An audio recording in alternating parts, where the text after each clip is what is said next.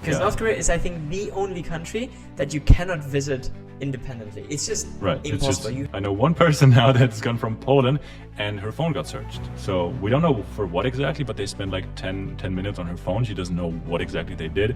It's really safe. It's insanely safe. No one is going to harm you in Turkmenistan. Probably one of the safest countries in the world. Yeah. But you have to go on a tour. And that's kind of the political fear. You know, if we go to Russia now. Hello and welcome everybody to the Every Country podcast. Today we have an interesting topic. We will talk about countries that you cannot visit independently. Or should not visit, maybe, to make it a little broader. Should not visit independently. Because there are a bunch of countries in the world where it's either really dangerous and you kind of need to go on a guided tour, or where it's just insanely difficult to get the visa, or countries where it's maybe just not recommended that you go along because you will get in trouble for going there independently. Basically. Exactly. We wrote down a couple of categories here that might make it difficult for you to visit a country, or maybe even, is there any country that's actually impossible? Maybe. Okay. There are. We'll come to it. So, first of all, what I wrote down at first is, what are potential issues? Like, why would a country make it into this episode, for example? I think the most important one is visas. Because honestly, most of the time when you have a country that you cannot visit on your own, it's usually because you cannot get the visa for it. Exactly. So you have to go on a tour, and someone needs to organize the stuff, whether that's getting an invitation letter from a tour company, whether that's getting permissions on the ground. You know, right now, for example, I'm organizing my Libya e-visa, just got accepted finally. Like, I applied 3 times now, finally it got accepted. But even then, now I have my e-visa, but the tour company that I'm going to Libya with has to organize permissions to go to different places within the country. So visa might not even be everything, it might be permissions. True. And there are also different difficulty levels when it comes to visa. Like Libya now was a country that wasn't impossible, but it was also not very easy.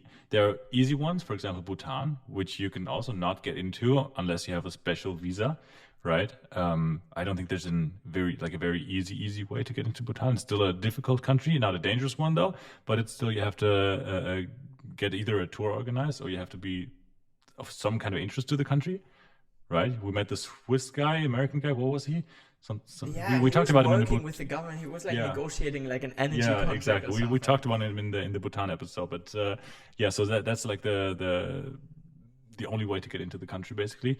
And then you have kind of impossible ones like Sudan at the moment, as you said. I mean, but Sudan I mean, you can go to Sudan independently. It's just that right now it's off limit whether you go on a tour or independently. Exactly. In the past, it was pretty straightforward. I think the most impossible one right now must be North Korea. Probably, okay. Because North Korea is, I think, the only country that you cannot visit independently. It's just impossible. It's just generally impossible. Yeah, that's true. You can do DMZ if you want to count it, but it's true. There's no way. Also, probably the only exception is diplomats. Yeah. Right. Which is also not independent, you know. Exactly. So no, North Korea is probably North Korea is a tough one. Libya is a tough one. Like, you can now, I heard some people manage to get the e-visa for Libya and then they go to Tripoli, but if you want to go around the country, you have to get the permissions, and then you need to go on a tour. Another very difficult one is Syria. I was thinking about the same thing, Are there people that go there independently? It is somehow possible if you have nothing better to do in your life. Like, it's insanely difficult to go on a tour and to get all the permissions. But it is possible. I actually tried to apply for a Syrian visa with my friend a while ago. They never said anything back, so it just didn't get processed. Right. So you, de facto, you have to go on a tour. Okay. Yeah. What about Yemen?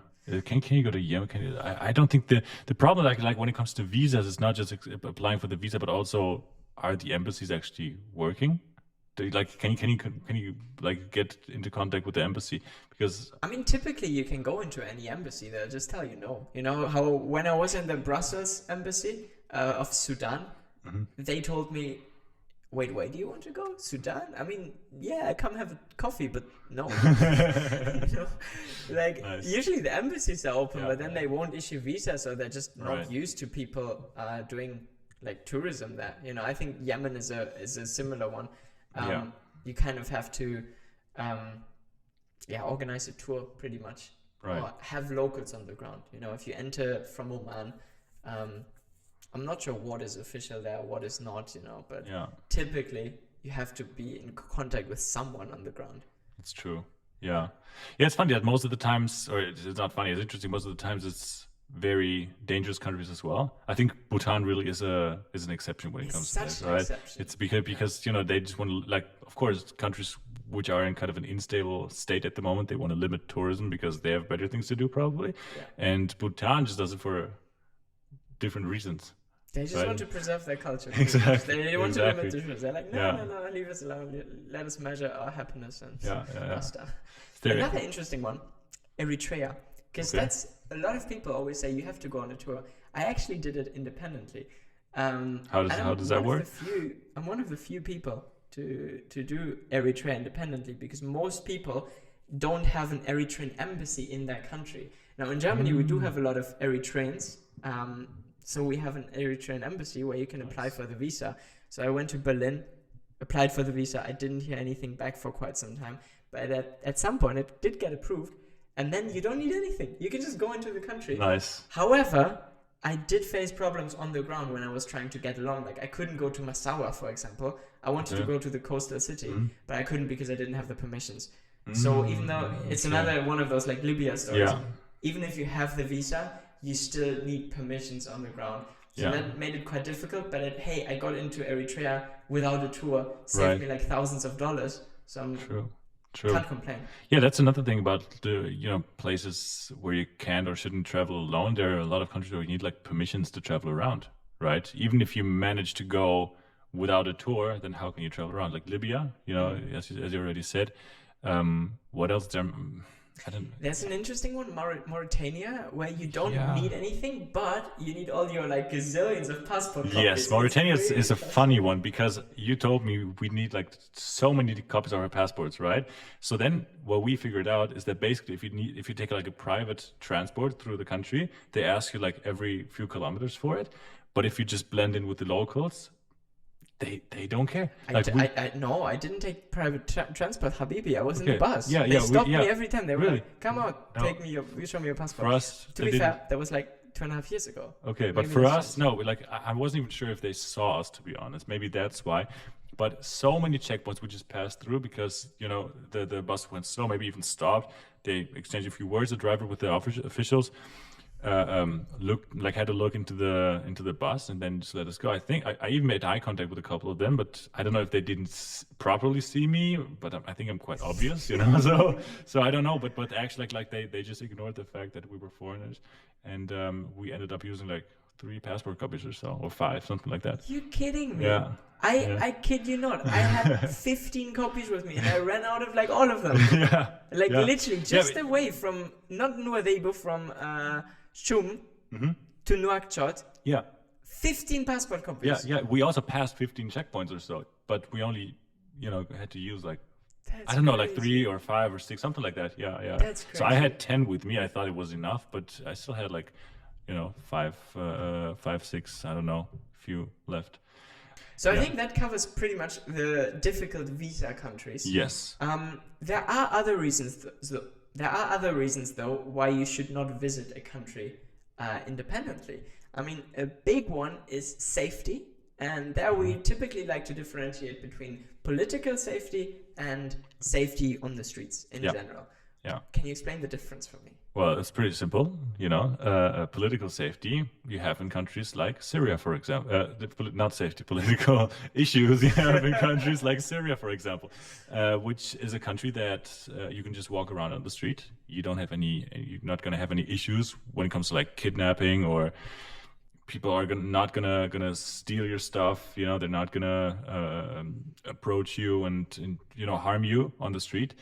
But if you say something against the government, for example, or if you have been to occupied Palestine before, then you might face some issues over there. Yeah, it's And true. then- By the way, if you've been to Palestine or Israel, then and you're at the border of Syria, you cannot say that you've been. You have to. Yeah, otherwise you will not make it in. This was an inside joke, by the way.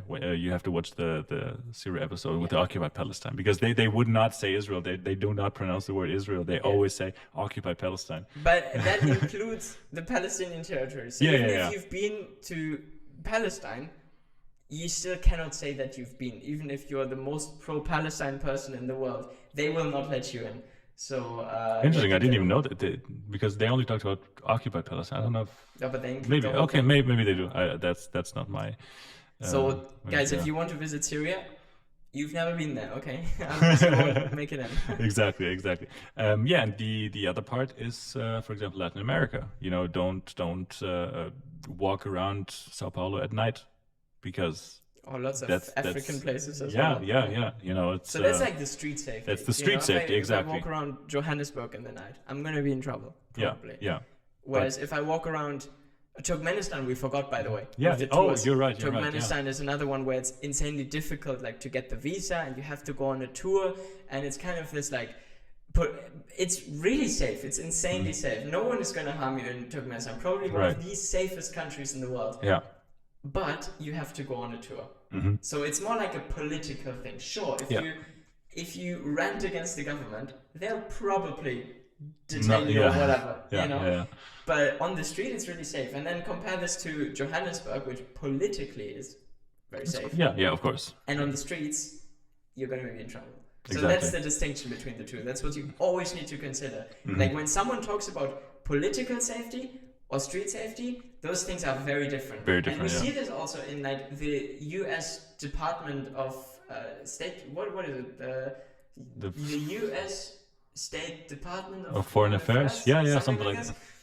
They always mainly talk about political safety. That's true. So they classify those places like Russia, Syria, Turkmenistan. They classify them as like it's like high risk areas. High risk, like full, like fill out your will before you go and everything. Probably nothing's going to happen to you unless you talk negatively. Exactly. That's very individual. Like, of course, some of the countries can be very dangerous to you if you have a specific background, right? If you were born in Israel, for example, and you want to go to Syria, you have a problem. But that's just very individual. For the average citizen, like we are, Syria is not a problem. Or if you're like someone that was born in Syria, did some shady stuff in the eyes of the government, always in the eyes of the government, and you want to go back, then you might face not so nice. Like if you didn't do your military service, for example, exactly. If you left the country and you came back to Syria now, they will probably put you into prison. Whereas. Which is best case scenario, probably. Yeah. No, that's the sad reality, But for the average citizen from Europe, these places are not a problem politically. Yeah. So, key takeaway: differentiate always between political safety and safety on the streets. And that's one thing, for example, where I get really confused with those like travel warnings and stuff, because they're really too focused on political safety, in my opinion, and they don't focus too much on street safety. Like, for example, they say, okay, Denmark is unsafer than Senegal. That's literally what the US Department of Foreign Affairs says. Why? Because Denmark has been officially called like a target for terrorist organizations or something. And again, that's like a very political danger. Is Denmark safer than Senegal? Most probably, yes. But, absolutely. Yeah. So Senegal is again, street safety is kind of the problem there, but well, politically it's pretty calm. Okay, another one which kind of plays along this thing of safety: countries with civil wars, because they sadly do exist, and there's a bunch of them where you're probably better off going on a tour. What comes to mind here is the Central African Republic. Oh yeah, it's a big one. For example. You can get a visa on arrival, actually. A lot of people don't know this. I did that. And then actually the guy wasn't waiting for me at the airport. So the Central African Republic, I actually did it not independently, but as in I got the visa on arrival organized for me. And then I was waiting for the guy at the airport, and he just didn't show up. Nice. So I contacted the guys from my apartment, and they picked me up, and everything worked out. So it's not one of those countries where you necessarily have to go on a tour. It's just a lot of people choose to because you don't really know where you can go. Or like Somalia is another one, whether it's Somaliland or Somalia like proper, Yeah. you don't really know where you can go, and in those places, or South Sudan is another one, Mm-hmm. all those like unstable, fragile states, you kind of want to be on a tour if you want to play it safe. Yeah, no, I agree. I think it's mostly Africa also, Yeah. right? Because Africa is such a kind of unstable place in many regions, that it doesn't really make sense for you to go alone, even if you're allowed to, you know. And there's also countries that are like maybe level 2 or so. I just think of countries like Nigeria, which, you know, are kind of fine, but if you want to travel around, it's probably makes sense to Yeah, because take even a in tour. places like Nigeria, you don't have a monopoly of violence in many places. Yeah, If you go exactly. to the north, the government isn't really in control, and there's lots of gangs, and obviously you have similar stuff. I'm sure if you go to Latin America and you want to visit places where gangs rule, take Mexico as an example, or Honduras, if you go to certain places, you're probably better off on a tour as well. I just recently saw Drubinski, for example, doing a tour of like some barrios in Port-au-Prince in Haiti. Oh yeah, that's another good example. That's a very good example, actually. You don't want to go there alone, even if you could in theory. Yeah, it was very easy for us to go, but you know, probably next time I'll at least like hit someone up that knows how to get around the country. Because it's very easy to just go and like take a wrong turn, and then you're in trouble, basically. Exactly. Yeah, so these are the 3 categories, kind of. You know, you have countries that are impossible without a tour. You have countries that are, you know, the countries that you don't need a tour to go, and then you have the countries that you don't need one, but you should take one. Yeah. So the main takeaway, I think, is it all depends a little bit on the political situation and on the safety and the interplay between those two. Exactly. With the visa regime. Kind of course, the two, like political safety and street safety, they are not just separated. They can have an influence on each other. I think we didn't say that, but it should be kind of clear, in my opinion, that of course political safety can also, as you said, like Denmark and terrorism. You know, there might be a scenario where the terrorism actually becomes like a topic of safety on the street. You know, when there's actually an attack or something. Yeah.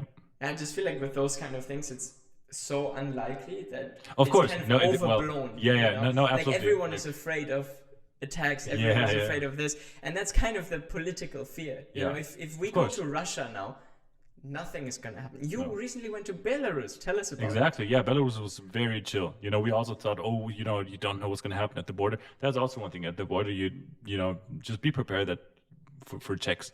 Basically, you know, we were talking in the Syria episode about, you know, your Hebrew keyboard on your phone. You know, it has Hezbollah check. So that's political safety aspect that you should be aware of.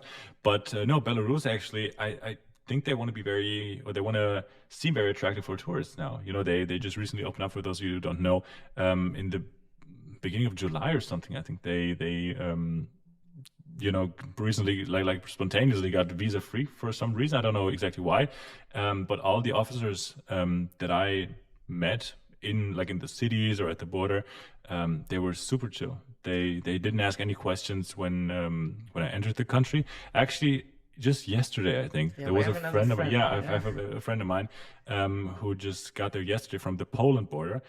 She's the only one that I know who went there from Poland. All the others, like me too, we went from Lithuania to Belarus. Lithuania border, no issue.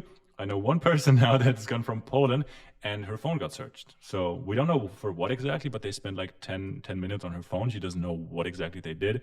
They turned on the internet also. That was just kind of weird in my opinion. Or did they just turn on the internet and, you know, you need to... Imagine you go to the border and the border officer takes your phone, activates roaming, whether you have an eSIM or not, and then you pay like 50 quid for what? Just for him to check some photos. Yeah, which is... I'd be pissed. Yeah, me too. I don't know if you had an eSIM or not, but, you know, just be prepared. That's... where were we talking about this already? Again? Oh, about political... safety in those places at the moment. But apart from that, Belarus was very, very chill, honestly. I had the same experience with Russia, you know, coming from Russia, from St. Petersburg, and going back to Estonia. The Russian side was actually very chill. That it was the Estonian side that was questioning me. Why did you go to Russia? Exactly, which makes sense, though, in my opinion. It makes sense, but just kind of be prepared when you visit those kind of places, not just for the country that you're visiting, but also the country that you're going back into, because they might be asking, what have you lost there? You know, why are you going there? Yeah, similar thing with us in Haiti, in the Dominican Republic. Yeah. It was super chill, but we got they pulled us out of the line and took us to like a separate room and asked like, "What did you guys do in Haiti?" Exactly, because it's very unusual Yeah. for people to visit. Exactly, we were like the only white people on the bus. It was very chill, we explained the situation and it was okay. In most cases, it's okay. Like have you ever been in like a border situation which was not okay in the end?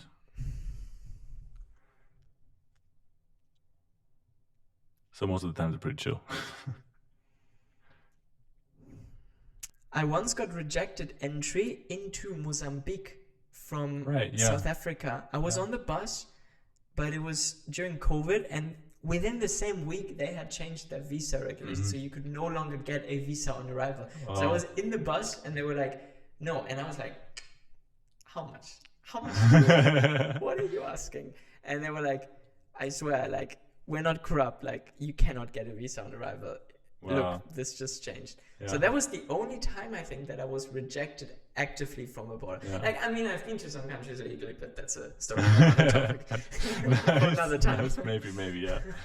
Yeah. But yeah, that's dangerous countries or countries you should not travel to alone. Yeah, let us know in the comments if we missed any. Because You're right. maybe there are some, at least for us as German citizens, it's pretty very easy. That's true. We have a very privileged situation, of course, because most countries for us are like with all the Western passports are pretty easy. Like Germany is what, like second or third on the global ranking, something like that. So there is a lot of passport privilege involved. However, you also have to say most of the countries that isolate themselves to the degree that you need a tour typically don't discriminate between passports when it comes to like the countries we talked about are very extreme cases. Which there's. So usually, if you get a visa for like the EU, you're not gonna need to go on a tour. Interestingly, isn't there like a few countries that Yemen lets in visa free? Indonesia, for example. Yeah, I was thinking about Malaysia. I think Malaysia as well. A bunch of people from the Muslim League, from the Arab Muslim League, I think. Yeah, I think so too. So for us, Yemen is pretty difficult, but like Malaysian people, Indonesian people, they can just. We recently had a client who reached out to every country tours. Right. Yeah. Like, oh, that's why I remember it. Yeah. Can I go to Yemen? I was like, yeah, the visa is $100, and I actually forgot, or it didn't ring a bell because he had an Indonesian passport, and he was like, I think I get in visa free. So I asked the guides on the ground, and they were like, yeah, Indonesia gets in visa free. I was like, wow, talking about passport privilege again. That was actually interesting. That's pretty cool. Yeah. So that's it. That's it from today's episode. Exactly. I hope you enjoyed it. Let us know if we missed anything. Yeah. And maybe we'll make an episode number 2 of difficult countries. I think it's such an interesting topic. It is very interesting. Go in depth a bit more. I think so too. Yeah, if you have any specific questions, please just let us know. Yeah. We're also happy to talk about specific countries, like not just in general, but like tips for this country. Exactly. Yeah. All right. Thank you very much for watching or listening. Thank you so much for watching. Hasta la vista. See you in episode number 8 next Sunday. Nice.